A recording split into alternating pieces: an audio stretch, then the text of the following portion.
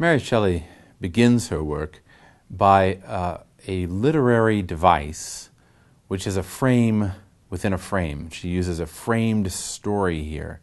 So the main story is actually surrounded by the secondary story that is composed of letters written by a character back to his sister.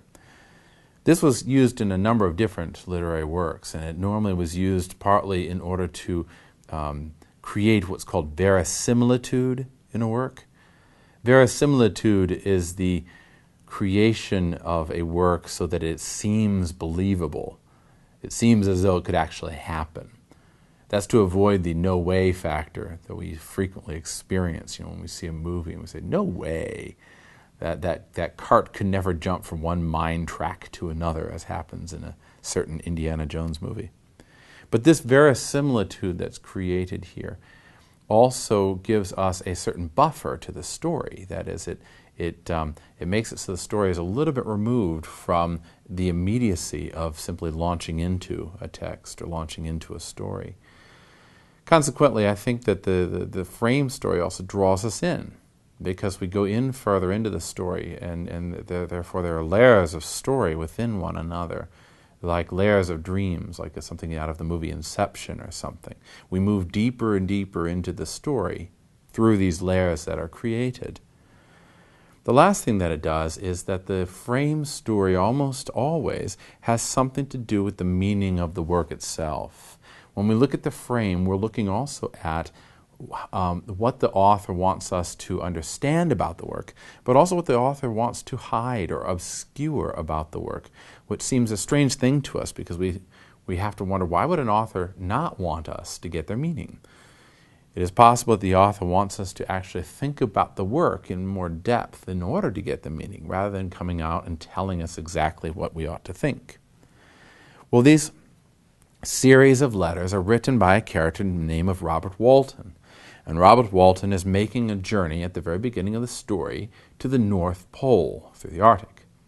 And his letters are addressed back to his sister, Mrs. Saville, who is still back in England. He himself begins by writing from St. Petersburg. And there are a number of things to note about this character. First off, the attempt to find the North Pole during Mary Shelley's era was the conquest of the time. It was like the trip to the moon of her era, to seek this place that nobody had ever found before, because it was so remote, so distant, so isolated. But as a literary device, the Arctic works perfectly well, because, of course, what naturally do we know about the Arctic? It's cold. It is barren. It is a wasteland. There are no trees, no civilization there. You couldn't find a hotel to save yourself. It is one of the most remote areas of the world, save Antarctica, which was the next great conquest of the next century. But in her era, search for the Arctic represents to some degree a type of person, because only a type of person would attempt that. Somebody in Mary Shelley's conception who was themselves remote, distant, cut off, and who at the same time strove for greatness and further discovery, and was never satisfied with simply the normal, the average. Consequently, you get somebody who's like Prometheus, who's seeking to grasp that fire from the gods themselves. And that's a bit like what Robert Walton is like. What we see in him is a questing character, and the text says this about him.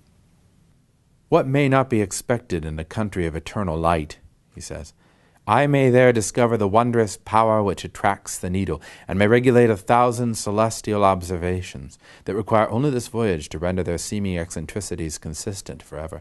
I shall satiate my ardent curiosity with the sight of a part of the world never before visited, and may tread a land never before imprinted by the foot of man." Notice a number of things that what Walton is suggesting here. First off is that he is seeking a country of eternal light.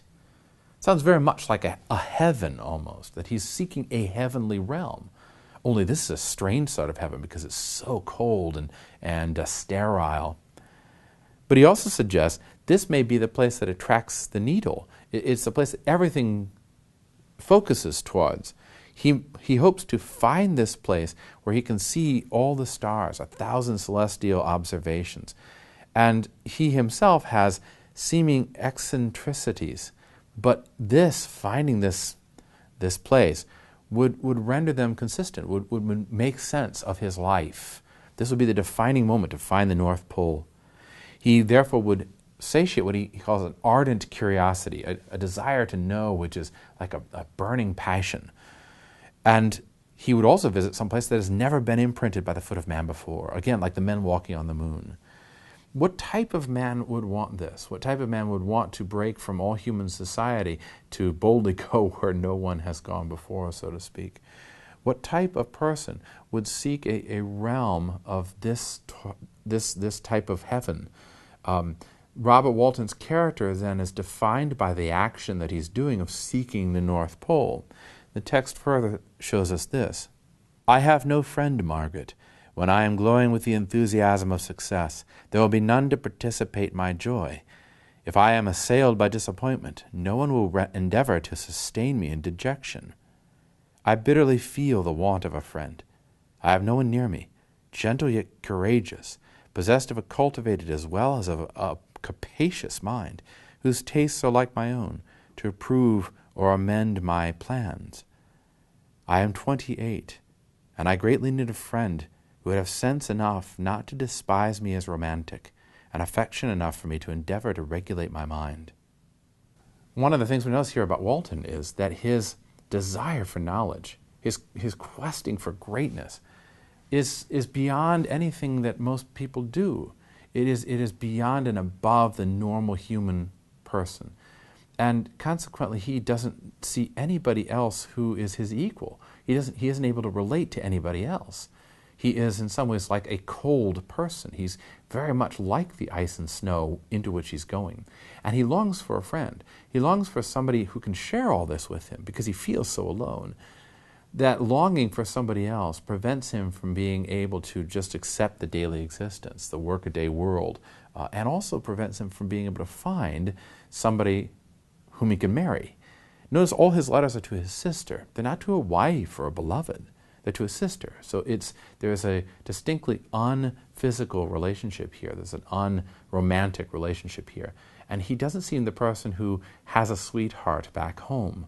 He doesn't have somebody that he relates to in a physical way or a romantic way or a sexual way at all. He himself is a man who is cut off from the bodily and lives in the realm of the cerebral. He is like those old hermits who used to live in the desert, completely removed from human society. And here he is writing to his sister to tell her how much he wants a friend. On the one hand, why would he say that to his sister? But on the other hand, it reveals how alone he is and how longing he is for somebody that he could relate to and reveal his ideas and hear greatness and an equal striving for victory and glory. Well, that's why then, he says, he's going into this unexplored regions in order to validate his own life, in order to seek for something that no one else has ever sought for before. This is kind of a trope on that whole journey idea, the whole idea of going out of the normal into the unknown world, the hero's journey, as Joseph Campbell calls it. It's a trope on that, because here the hero's journey is not a quest to go out and discover something that you can enrich the world with.